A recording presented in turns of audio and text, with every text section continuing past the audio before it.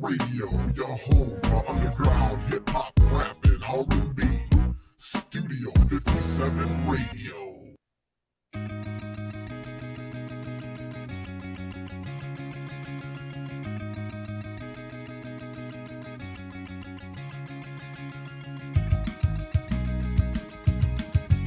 Yo, yo, yo, what up, Rebels? We are flipping back. Holy crap.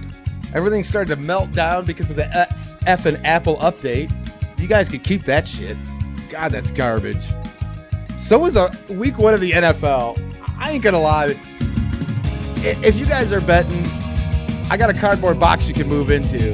Because if you bet on these games, you lost your ass. I mean, jeez Louise, dude. I just got a new hot water tank. You can live in the box. Because you're going to have to if you're betting on these games. I don't care if it was college or pros. You got smoked. It was Friday, and you got deboed, okay, right in the wallet. This was one crazy week.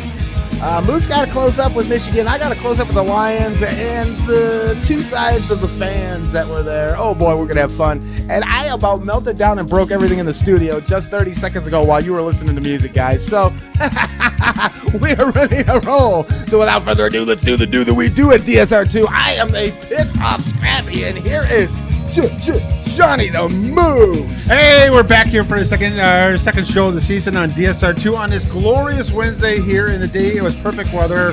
I think it got right around 80 degrees. It was just wonderful. I think we're going to actually hit 90 next week. So, yeah, Armageddon. Fall what? 90, yeah, fall. What the hell is that all about?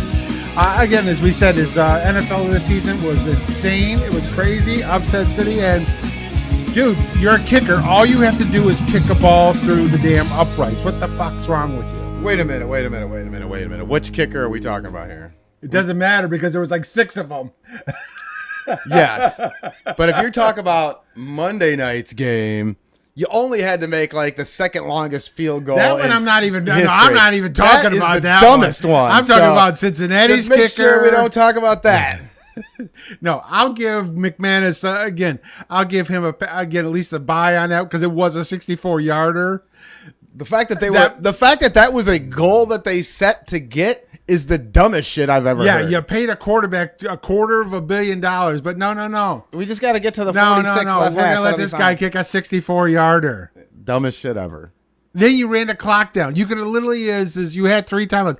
Go for it at 4th and 5. If you don't make it, use your timeouts, get the ball back, and then go from there. You know what we learned from week 1 in the NFL? They need more preseason games. That's what we learned from week 1 in the NFL.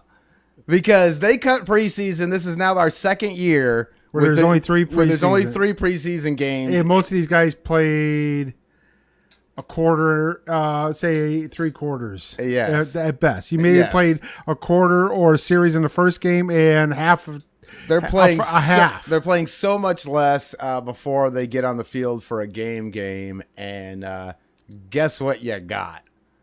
I mean, just hot flipping garbage. Like a lot of these games are bad. I mean, I'm not trying to be but I mean, you know what, Moose? We got the game of the week here in Detroit. Ours was probably the best game. It was at least the best. I mean, and that's not saying much because it didn't look like that at one point, but the finish turned out to be a damn good finish. Yes, and and there's plenty to get into, guys. We'll get into the NFL. As locally as our coach left a lot to be desired on his play calling. Oh, my God. Oh, my God. I can't. Okay. There are two things that are going to kill you guys all year because guess what you got? You got a dominant running game. You got a great run. A dominant running game. A really good to great offensive line. You have a solid enough defense to play in this league where you can be, competitive in this division. Yeah. And you're going to leave so many plays on the field because of your quarterback coach combination. I mean, if it is over 10 yards, it will be overthrown. Yeah. If it's over 10 yards, it won't even be fucking close. This dude is the least accurate quarterback I've ever seen, and I watched Dan Orlovsky play. I don't know what to say, dude. Like, that is going to eat people up alive, and it's not going to help because these receivers are only okay and serviceable, and you've got a couple of good ones. I mean, St. Brown's okay. I'll give you credit. I don't want to take anything away from these cats, but there's going to be moments where they're feeling the footsteps, the heat, the pressure, or the timing, and they're going to lose or drop a ball. That is going to be so much more glaring when he's overthrowing shit too. Oh, yeah.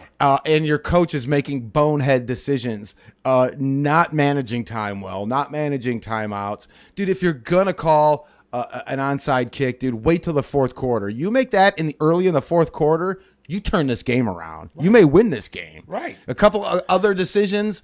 No, I get it. Okay. The refs blew the call that led to a touchdown, the go-ahead touchdown early in the game for Philly. I get it. You had 3 quarters to make that up. Right. I'm sorry. You had 2.5 quarters to make that up. They again, right in the second quarter, just before halftime, kick the damn field goal. Don't leave points on the floor. They left points on the board. They gave them short fields. They made bad decisions. They overthrew passes. They dropped balls. If it weren't for if it weren't for Swift, that game gets a blowout. Oh yeah, he played out of his mind. Swift is now currently having a backiotomy because he carried the whole fucking franchise on his back on Sunday. Yes. And if you don't get it, then I don't know what to tell you. But that's all you got. And you know what? And I'm starting to feel like almost a Barry Sanders-esque feel to this where, yeah, we're going to do it. This guy's going to be really good, but we're not going to actually put anything around him. So, and the coaching is bad. So, can you get these guys that continue to run through brick walls for you for 17 games when you're making these kind of calls and this kind of shit's happening over and over and over again? I get it. Mistakes here, mistakes there, whatever, dude. There is no way you should be overthrown. Dude, he tried to throw a touch pass and launched it into nowhere. What in the fuck was that? Yeah. It's like he had arm Tourette's. It was the dumbest thing. You know what it looked like? It looked like a glitch on Madden. Yeah, because it was kind of, he overthrew Josh Reynolds a couple times, Chark a couple times. It was just Yeah, they did drop some passes, but he was too. And guys are going to drop passes. He's going to overthrow cats on them bombs every once in a while. I'm not killing him on those. But from 10 to 15 yards, you overthrow everybody in that range? Yeah. That middle part of the field where you guys could have ate all day. Right. You still put up 35. You could have put up 55 on these And here's cats. the kicker, too, is because he does those, and then he hits that long pass to Chark on the sidelines, and hits it just perfect. What the fuck? Blind squirrel, nut. That's all that is. That one was. I mean, but it was perfect throw. I mean, it was like, what the honor? Oh, yeah. But the kicker is, too, is you can't do that on a regular basis. Our linebackers are lackluster. Well, I want to see more out of Hutchinson. I want to see more out of these cats. I want to see more out of Rodrigo. What I liked about it, though, is, and again, it's only one game, and we'll see it, but it was in the right thing. Okudah played I thought he played a pretty good game. Okay. He played. We're talking in comparison to what he's done. I agree with you. It was what we expect from him. No. But again, it's at least a step in the right direction. Yes, because when he switched receivers and wasn't on the primary receiver, he was getting lit up there. So when he was on number one receiver, he did well. There was 4 targets, no completions, but when he was anywhere else, they were able to strike on him. And the other issue too is, and this is the thing that I don't like, and it's going to be an issue going forward, is if Okudah has to come up to make tackles, that's going to be a problem. And so that's where I think I actually like part of his play where he was coming up and making some plays, after they got past the first level. Yeah. And I really like that he could make those plays and was doing that, and that's where I think he I made don't his want him to improvement. be a safety. But he can't keep doing that. No, because we need him at corner, not safety. And I saw him do that for 3 or 4 plays. So that's going to be, like I said, the defense is serviceable to play in this division. Right. But it's got a ways to go. Because we've seen what this division is. But if this offense, with what they got, if your quarterback is even half as accurate is Goff, and your coach is has just a little bit of common sense in there with some of these plays, you win that game. You put 45 points on these cats, and you show out on week 1. But because your quarterback's not accurate, and that's why I said, you guys are going to be watching this other play, and you're going to see this stuff going on, and you are going to lose your mind. Jared Goff is going to be enemy number 1. And then the minute they get rid of enemy number 1 and bring somebody else in and do whatever they're going to do, Gilbert's going down. Dude, this rah-rah, whoop-whoop-whoop bullshit is only going to last so long. It's got a shelf life. I don't know if it's a year. I don't know if it's 3 years, but it's got a shelf life. Well, again, on there, and I think this weekend we'll get into more on there later on. Against Washington, they have to beat Washington. And guess what, dude? Washington won, and Washington they're not playing, and it's gonna be a dirtier game. So I don't know. They better beat Washington. They need to beat Washington. I think they can beat Washington because I think they totally can beat Washington. They should. I mean, they should, especially because But these things that I'm talking about are hard to overcome, and you don't know when they're going to strike. Well, the one thing is that with the defense wise is, again, because do we think Jalen Hurts a great quarterback? No. Is he really mobile and can run? Yes. Wentz is not that same type of quarterback on there, and I think they can get to Wentz and everything, put some pressure. So, but yeah, it was a crazy week on there. I mean, we look at what do we see? What did we make out of at least week 1? Buffalo's really good, which is a no-brainer. Thanks, Captain Obvious. It is, but the other side of that is we're having that once again going to that classic overreaction status where we see this and it looks good and it's all fine and dandy, but I'm still not convinced that KC isn't the class of the division yet. Because Mahomes is now not going to be held back by this diva receiver that needs this ball, and he's going to dish it around, and we're going to see a different offense out of Andy Reid, and that could totally change. And yes, I expect. And they handled the pressure well. I ain't gonna lie. There's a lot of pressure on them to do something when you come out and you're the favored to go to the Super Bowl, right, and all that.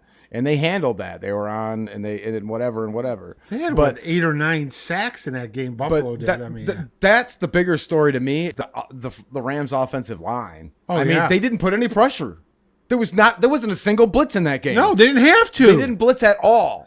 When you're getting 8 to 10 sacks, and not blitzing, you know what that means? You don't have to. The offensive And that means line, is your secondary just says, hey, we can cover everybody now. the offensive line was hemorrhaging at that point. And so that's what that game's all about. That's where that game was won. Everybody's talking about all this other shit. And the bottom line, everybody's bitching about Stafford. Dude had no time to throw. they're bitching about Stafford. They're praising, and praise these guys. They put points up and they did what they were supposed to do. But guys, like, how easy is it when you got a short field, 3 and out, over and over and over again, and their defense or you're getting is 3 tired? picks. Yeah, because you get the quarterback, the other team's quarterbacks. You got 7 more life. opportunities. Right. You know what I'm saying? Like, the defense afforded you all these things because the offensive line for the Rams was horrendous. And I'm not trying to take away from Buffalo, but if you think for a fucking second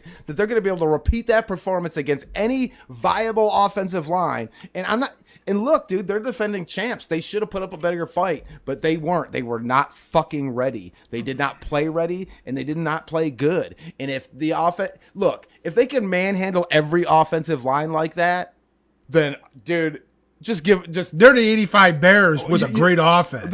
You know what I'm saying? Am I missing something? Because I don't see that. I know they're good. I expect them to be there. I told you that in the Scrappy Damas. They are going to live up to their reputation. They are going to get to the Super Bowl and fucking lose. I got them winning, but at least we got them to the Super Bowl. There. Yeah, well, I know. So yeah, we have that one on there. The biggest scratch the head on there was the frickin' 49ers and the Bears. You're up 10-0 and you lose 19-10.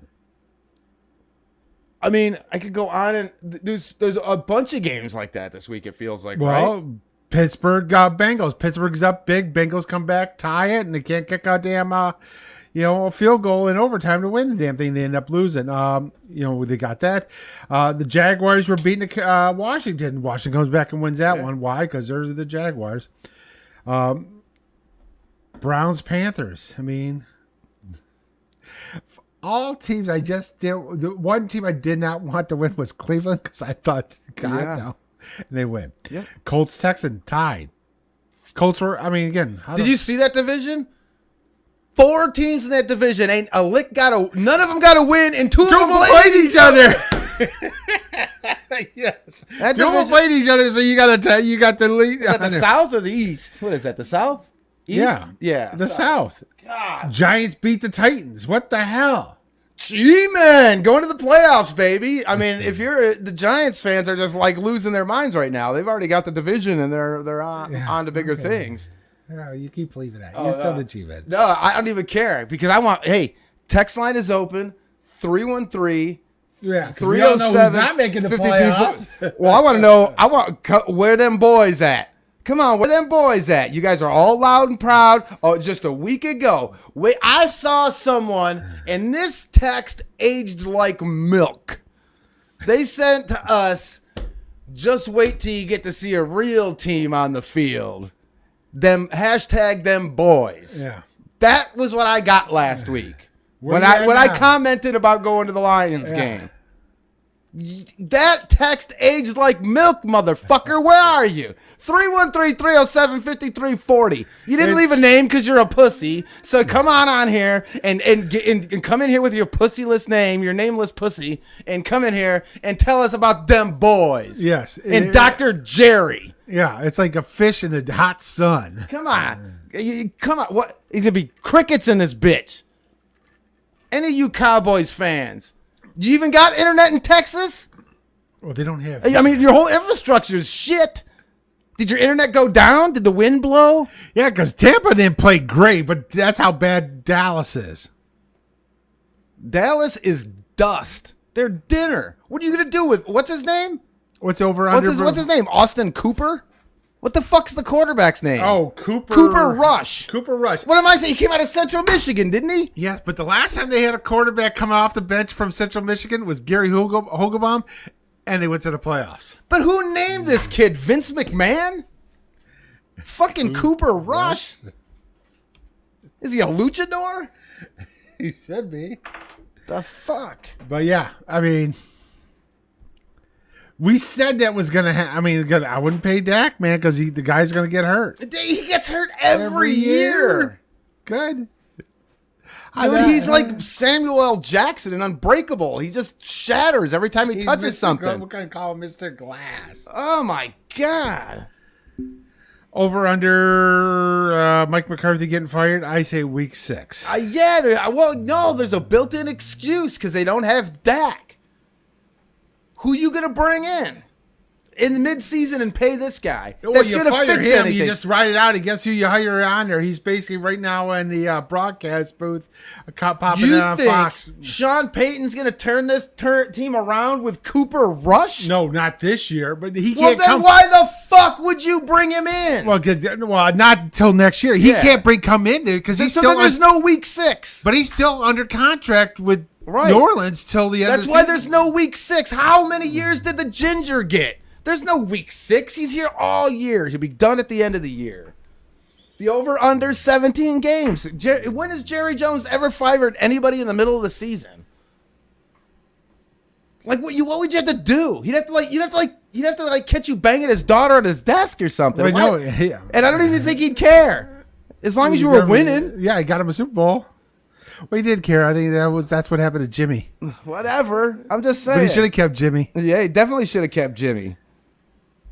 You know, the guy's like 162. He's running out of time. I mean, Dr. Jerry Buss kept, Phil Jackson there, and he was banging his daughter because he was bringing championships home. Jesus Christ. That's good stuff right there. That's investigative reporting at its finest. No, but that's like, it's just, I don't know. So Aaron Rodgers got what he wanted. He got paid, and now look what he's got. Well, yeah, and people are like, oh, poor Aaron Rodgers. They got rid of his wide receiver, and they did this, and they did that. No, what are you talking about? He signed off on that shit. He helped facilitate it. What are you guys smoking, dude? Does anybody pay attention to what's going on around them? Nope. Like, I know we rant and we act goofy, and this show is tongue-in-cheek, and we're goofballs, and we do doofus stuff, and whatever, and whoever. And by the way, you can go do doofus stuff with us next week when we take the show live to the Foaling Warehouse. Please show up. Come out, hang out. I'll whoop your ass in some foaling. We'll put it on the damn show. Come on down. I'm challenging y'all. Come bring your ass down to the Foaling Warehouse in Ypsilanti, Michigan next week. We're going on the air live, doing the show from there. So if you stay at home, hide on the internet, hide behind your computer, keyboard warrior, you're all safe there. Fine. But if you got a set, come down to the Foaling Warehouse, and I'll put it on your ass right there in some foaling, and we'll have it out. And especially all them boys fans that were all up in my inbox last week. All you motherfuckers need to come on down here, and we'll hang out, and we'll get it in. But like,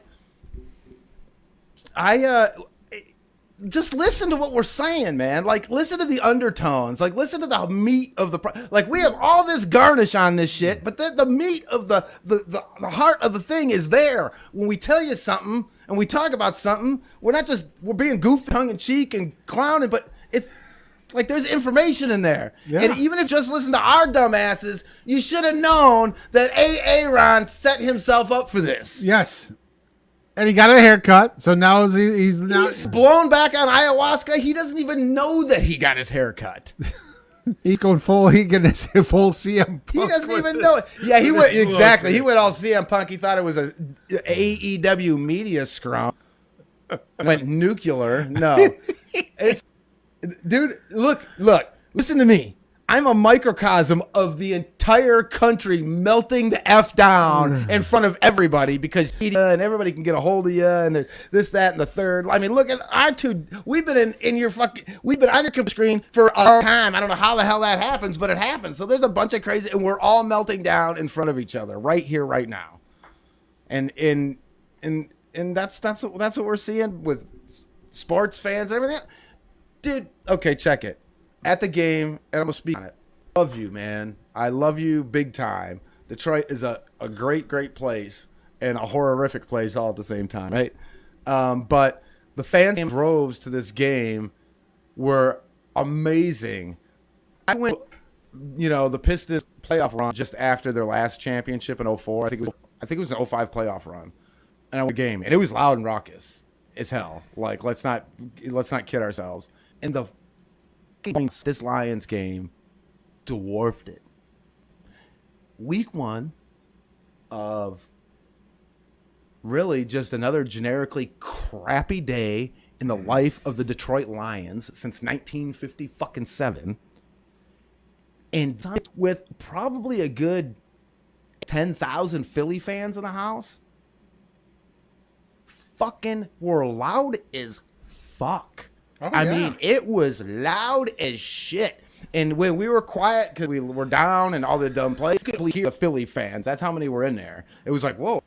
Like, we didn't, because at the beginning of the game, it was, I didn't even, I'm thinking, man, there ain't no Philly fans. They usually travel, especially here, because nobody goes to Lions games because they sucked for 100 years. So they're more susceptible to having a nearby state come in and infiltrate the stadium. So I'm thinking, man, there ain't no Philly fans because they're so loud and so rowdy. And then we're down like 21-7 or whatever the hell it was, and it was quiet. All of a sudden, you see a green everywhere, and they were loud. There were a lot of Philly fans there, but I'm going to give it to you.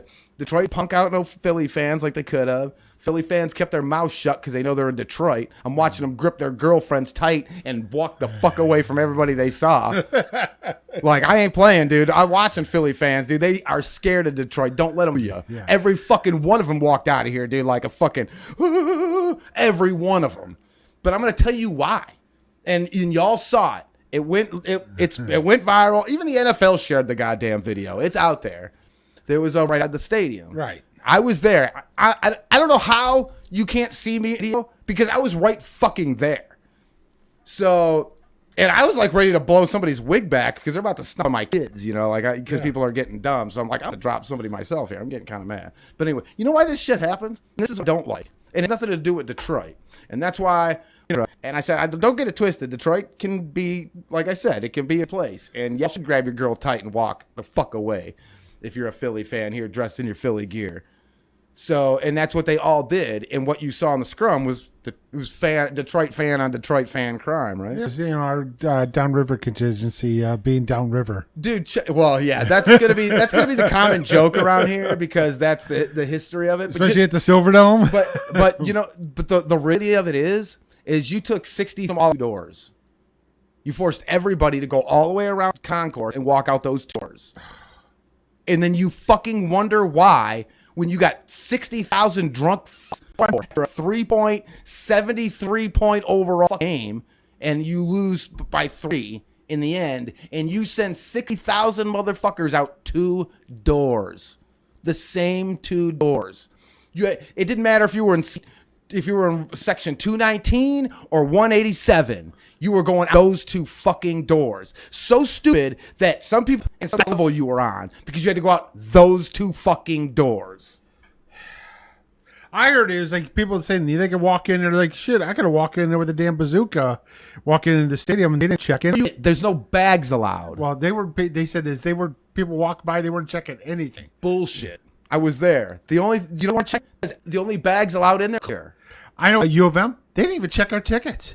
Well, they check. You can't get in without the ticket because they stand in front of the door. Well, you can't like even walk in the gates and nobody's there to scan. Of course, there's an hour rain delay and everything. Right. So these like on there, and there's porch. I mean, some people didn't get bothered. I mean, there was people leaving during the weather delay. I'm like, dude, you're already here. What the hell, man? Just ride it out. Right. Oh, yeah, for sure. That's Screw it, man. I'm already paid for the damn ticket. You think I'm leaving? Fuck no. No. Yeah, they're not going to refund They could be our tornado. All right, it's going to be over in 10 minutes going to the game. All right. You know, I don't care. So, but with all that, Moose, like I said, you can't push everybody out through that one thing. You can't have the same thing going in. When you're at certain sections where you could say have multiple doors to get everybody in, say like 4 areas, I think. Or maybe just 2, but you had a very small entryway to the door. They did like the Cedar Point line, and then you had to scan your ticket. They stood in the door, so you didn't even get in the building. Then you had to get past them, right? And you had to go through a metal detector. So then there was a metal detector there. After that, not only did you go through a spot where they scan your ticket and they no bag at all, then you go through a metal detector. So tell me what bazooka you're getting in there. So those cats that are talking that shit were pre-gaming, and they don't know what the fuck they're talking about because they were drunk and they forgot that they walked through a metal detector, and they forgot that there's rules in place, and they didn't bring anything. They didn't bring anything. I could have brought in whatever. They didn't check anything. Why? Yeah, what were you bringing? What did you bring in? Well, nothing. Well, then what the fuck do you mean they weren't checking anything? Because you didn't have anything. Nobody was carrying shit in that building. The only people that were carrying anything had these custom Lions bags that were clear. The only thing on it that wasn't clear was the black rim around it that held the seams together, the black handle that was above it, and then a Lions logo. And they were clear. That, like you see on the airlines or whatever. Like back in fucking 01 and shit. That's all that was in that building. So, yeah, all the fights on there, we had... That's all fucking white trash on white trash. Well, yeah, on there. And it was pretty much across the board throughout the... we had Bills and Rams fans fighting L.A. Street after week 1. Saints and fans beating up on Falcon fans. I'm telling you, man, the world is melting down right in front of us all. We got that. We had Raider fan and Charger fans going in at each other. Obviously, Detroit fans going into it. Cowboy fans getting into brawls. I mean, it's like we're all cooped up, David, and we're all going to lose our fucking minds. We don't care if we've been tailgating for 6 hours and we're hammered. Oh, jeez. But yeah, I mean, it was just like, yeah, it was a lot of brawls out there. If you want to catch on YouTube, all the brawls out there. But yeah, I mean, I think the Raider Chargers one was, I mean, these guys are slide all over. And of course, you know, Raider fans going to throw down with anybody because they're a fan. All right, I'm getting texts that we're glitching again. All right, we're going to glitch. We're hesitating. It's like skipping, like a record, right, I guess. Let's take a quick break here, and then we'll get back into more football, because we got also college football going on there too. And again, did the craziness stop with just the NFL? Nope. We'll get into that on the flip side. We are DSR2 Studio 57 Radio. You're listening to Studio 57 Radio, your home for underground hip-hop, rap, and R&B. Studio